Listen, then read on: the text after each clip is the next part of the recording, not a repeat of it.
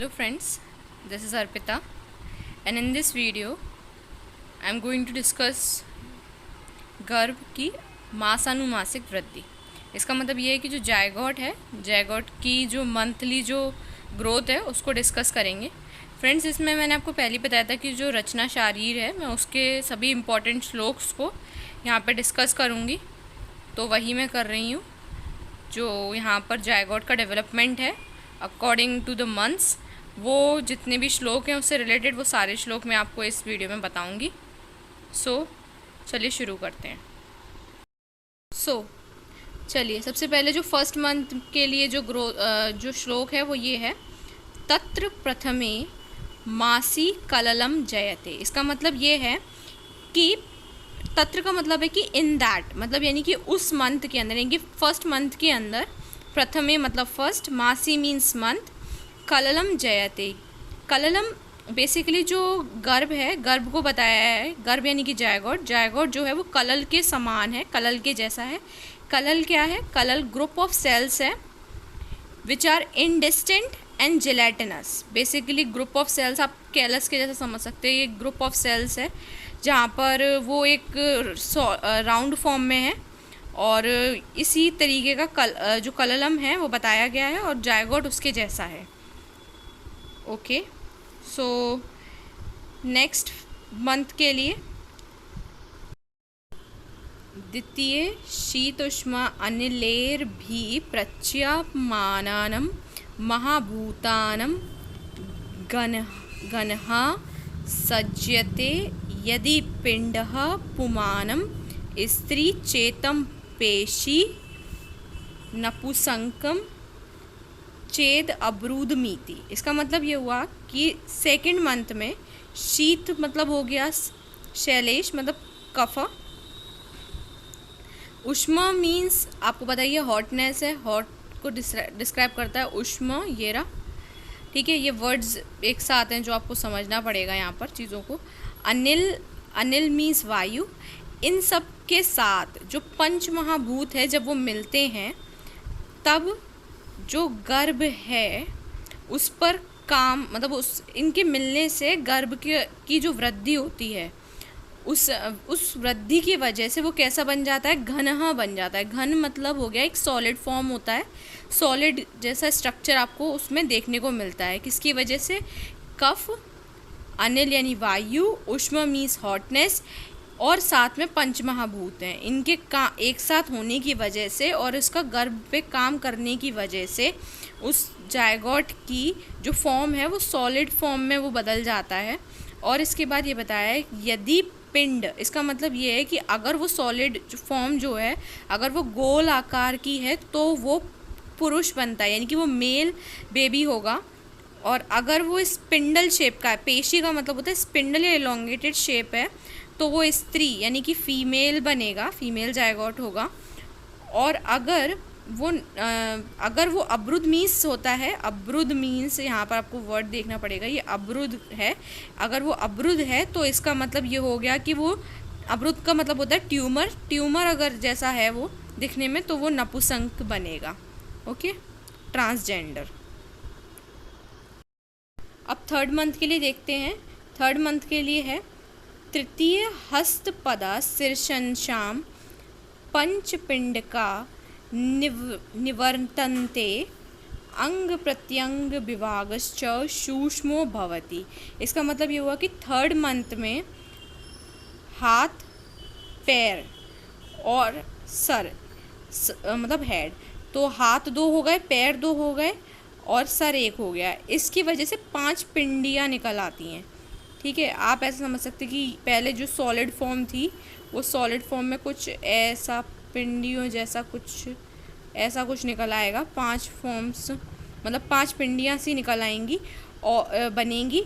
पर इसमें ये नहीं, मतलब इसमें जो बाकी ऑर्गन्स हैं उनका जो मतलब एकदम एग्जैक्ट डिस्टेंट फॉर्म में वो नहीं आपको दिख पाएंगे। यानी कि लिखा है अंग प्रत्यंग विभागश्च सूक्ष्मो भवति। इसका मतलब ये हो गया कि जो बाकी ऑर्गन्स वगैरह होंगे वो अभी माइन्यूट ही होंगे, वो आपको नहीं दिख पाएंगे थर्ड मंथ में। देखिए अब जो फोर्थ मंथ के लिए है वो ये है चतुर्थे सर्वांग प्रत्यंग विभागः प्रवक्तो भवति। दो हृदयं च नारीं दो हृदयनी माच्यते। इसका मतलब ये हो गया कि अब फोर्थ मंथ में जो अंग प्रत्यंग होंगे यानी कि जो बाकी ऑर्गन्स होंगे उनके जो उनका जो विभाग है मतलब जो उनका पार्ट है वो पहले से अधिक आपको दिखने लगेगा। प्रवक्तो भवति यानी कि वो पहले से अधिक बड़ा हो जाएगा या फिर मतलब बढ़ जाएगा। और इसके साथ साथ इम्पॉर्टेंट है ये मंथ इसीलिए क्योंकि यहाँ पर ही जो जायगॉट है उसका हार्ट फंक्शनल हो जाएगा और वो फंक्शन की वजह से यहाँ पर 2 हार्ट हो जाएंगे फीमेल बॉडी में, तो उसको हम 2 हृदयानी बोलेंगे। क्या बोलेंगे? 2 हृदयानी। इसमें इम्पॉर्टेंट पॉइंट ये बताया हुआ है इसके साथ साथ कि जो 2 हृदयानी होती है यानी कि जो गर्भिणी जिसके अंदर 2 हृदय हैं उसकी इच्छा अवहेलना नहीं करनी चाहिए, क्योंकि इच्छा अवहेलना करने से मतलब उसकी बात ना मानने से जो संतान है वो दीर्घायु नहीं होती और ना ही वो स्वस्थ पैदा होती है।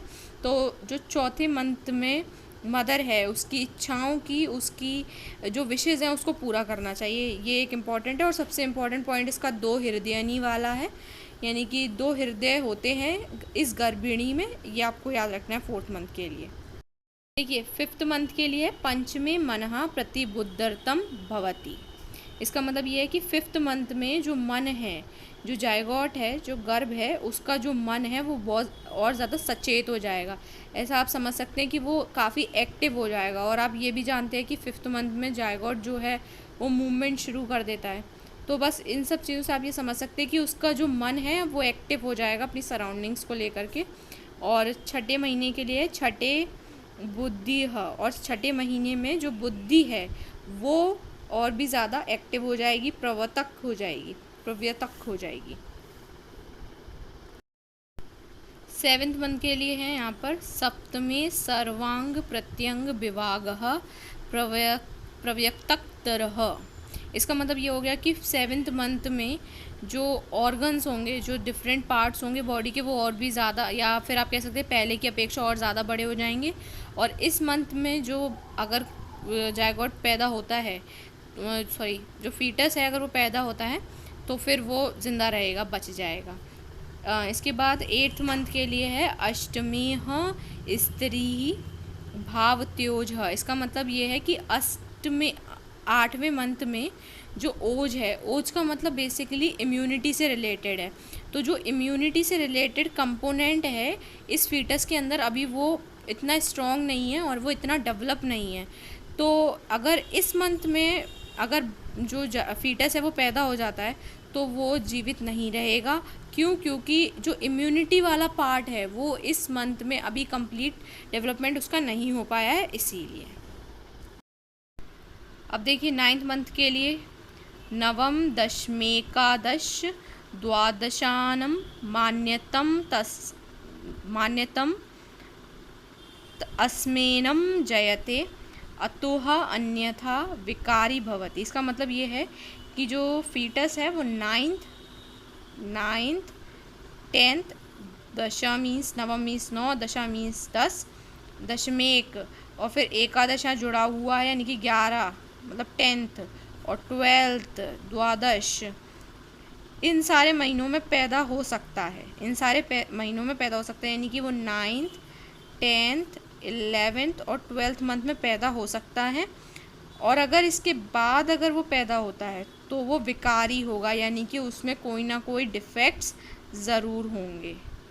ओके फ्रेंड्स, इसके साथ हमारा गर्भ की मासानुमासिक वृद्धि से रिलेटेड जो भी श्लोक्स थे वो मैंने आपको यहाँ पे कंप्लीट कर दिए। अगर आपको वीडियो अच्छी लगी हो तो इसे लाइक कीजिएगा और जो भी आपको कोई प्रॉब्लम हो इस वीडियो के रिगार्डिंग आप वो मुझे कमेंट कर सकते हैं। Thank you friends, bye.